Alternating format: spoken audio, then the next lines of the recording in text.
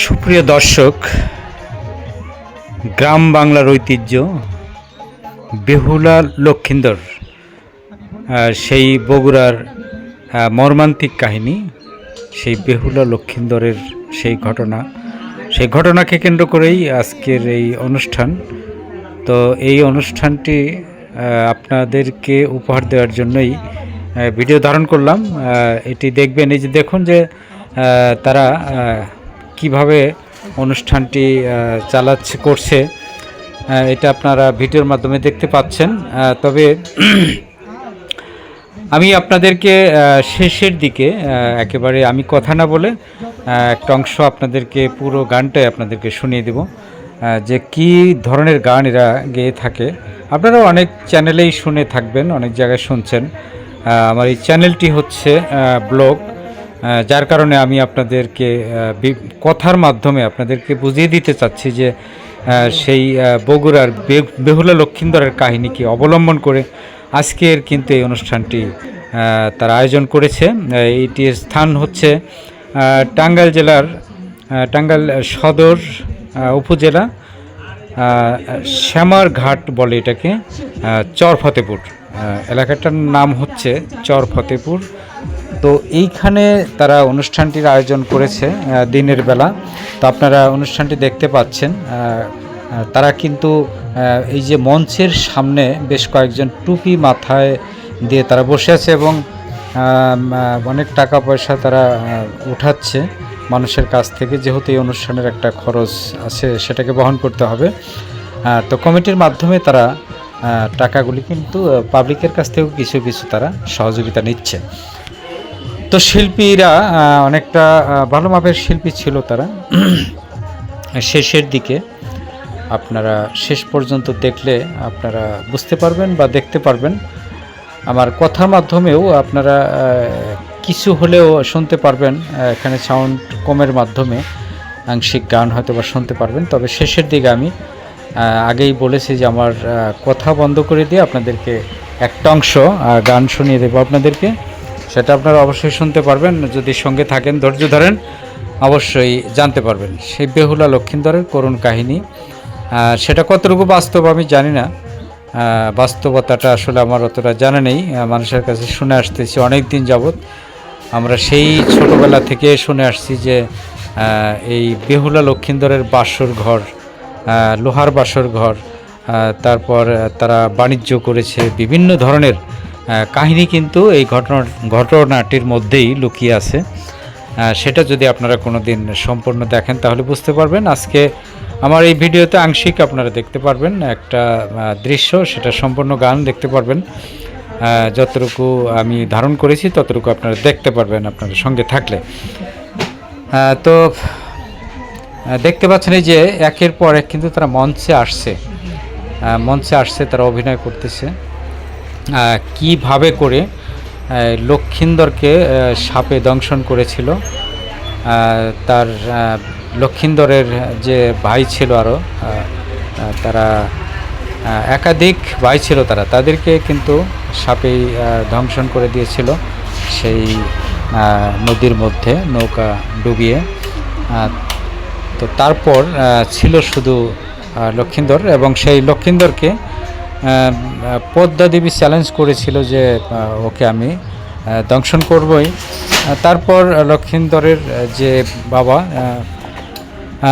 চাঁদ সওদাগর, যাকে চান্দু সওদাগর বলে, তো সে চ্যালেঞ্জ গ্রহণ করে বলছিল যে আমি তোমার চ্যালেঞ্জ গ্রহণ করলাম এবং আমি ওকে যতটুকু সম্ভব সেভ করার চেষ্টা করব, দেখা যাক তুমি কতটুকু করতে পারো আর আমি কতটুকু করতে পারি। এইভাবে করেই কিন্তু এই বিশাল ঘটনাটি সামনের দিকে অগ্রসর হতে থাকে এবং বিশাল কাহিনী। এখন বর্তমানে যে বিভিন্ন দলে বিভিন্নভাবে এই গানটি, এই যাত্রাটি আপনাদেরকে উপহার দিয়ে থাকে, এই বেহুলা লক্ষিন্দরের কাহিনী। তারা কিন্তু সঠিকভাবে, সঠিক নিয়মে এই গানটি তারা উপহার দেয় না। অর্থাৎ এক এক জায়গা থেকে এক এক গান এনে, বিভিন্ন ছবি থেকে বিভিন্ন গান এনে এখানে সংযোজন করে এই বেহুলা লক্ষিন্দরের কাহিনীটাকে একেবারে বিকৃত করে ফেলেছে। মূল কাহিনীটি এখানে নাই বললেই চলে। সেটা যদিও আপনারা এটাকে বদনাম বলবেন কিনা আমি জানি না, কিন্তু যেটা বাস্তবতা সেটাই আমাকে বলতে হচ্ছে। আপনার ধরেন মফিজকে দিয়ে শুরু যদি করেন, যে মফিজরা এই গানটিকে, এই বেহুলা লক্ষিন্দরের যে পালাটা, সেটাকে কিন্তু তারা আপডেট করে তারপর মিডিয়ার মাধ্যমে তারা প্রকাশ করেছে। তো তারপরেও সেখানে কিন্তু মূল কাহিনীটা নেই, মূল কাহিনীটা সেখানে পাবেন না। হয়তোবা অনেক জায়গায় আপনারা খোঁজ করলে পেতে পারেন, তবে তারা আপনাদেরকে আউট গান তারা শোনাতে পারবে না, আউট কোনো সিন তারা দেখাতে পারবে না। এই কারণেই পারবে না যে মূল বইটি যদি তারা আপনাদেরকে উপহার দিতে যায়, তাহলে কিন্তু কাজের কাজ কিছুই হবে না, আপনারা কিছুই বুঝতে পারবেন না যে এখানে কী লুকিয়ে আছে। আসলে বেহুলা লক্ষিন্দরের যে কাহিনী, সেখানে কি ছিল, কি ঘটনা ছিল, কোন বিষয়গুলি সেখানে লুকায়িত ছিল, সেই জিনিসগুলি কিন্তু আপনারা আদৌ জানতে পারবেন না। তো এরা শুধু অলংকার দিয়েছে, বিভিন্ন ছবির গান এনে সংযোজন করেছে, বিভিন্ন যাত্রাপালার গান এনে এখানে সংযোজন করেছে।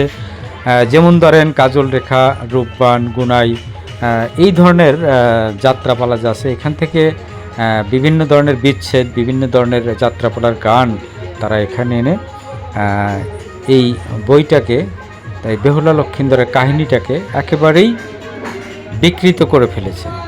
তো যাই হোক, যদি আপনারা খোঁজ করেন, দেখার চেষ্টা করেন, তাহলে কিন্তু অবশ্যই আপনারা এটাকে দেখতে পারবেন যে অরিজিনাল যদি আপনারা চান কোথাও, তা চাইলে কিন্তু আপনারা মিডিয়ার মাধ্যমেও চাইলে আপনারা অনেক জায়গায় পাবেন।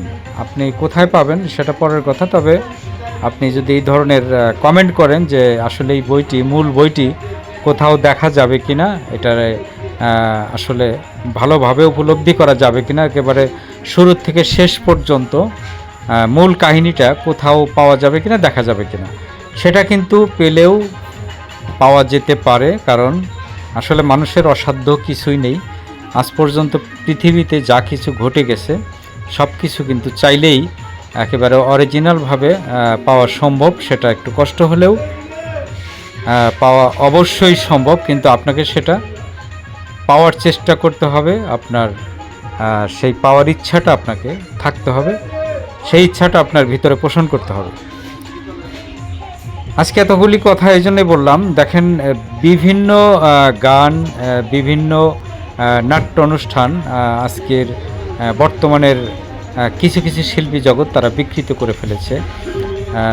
নজরুল, দেখুন নজরুল সঙ্গীত, লালন গীতি, এগুলিকে আগের যে সুরে আমরা গানগুলি শুনতাম, সেই ধরনের সুরগুলি এখন খুব একটা শোনা যায় না। ধরেন লালন গীতি, ফরিদা পারভিন যে একেবারে দরদ দিয়ে, যে মায়া দিয়ে গানগুলি গেত, সেইভাবে কিন্তু এখন আর আসলে শোনা যায় না। বিভিন্ন ধরনের শিল্পীরা আপডেট হয়ে গেছে অনেক, এই জন্যে এখন যেভাবে গায় তারা, আসলে আমাদের অনেকেরই এগুলা ভালো লাগে না, পছন্দ হয় না।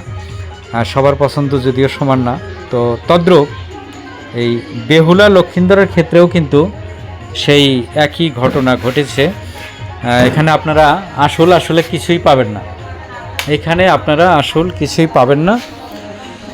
কিন্তু আসল পেতে গেলে ওই যে বলছিলাম, যেটা আপনাকে খুঁজতে হবে, বিভিন্ন জায়গায় চেষ্টা করতে হবে যে কোথায় আসলে এই আসল বেহুলা লক্ষিন্দরটা আমরা পাবো।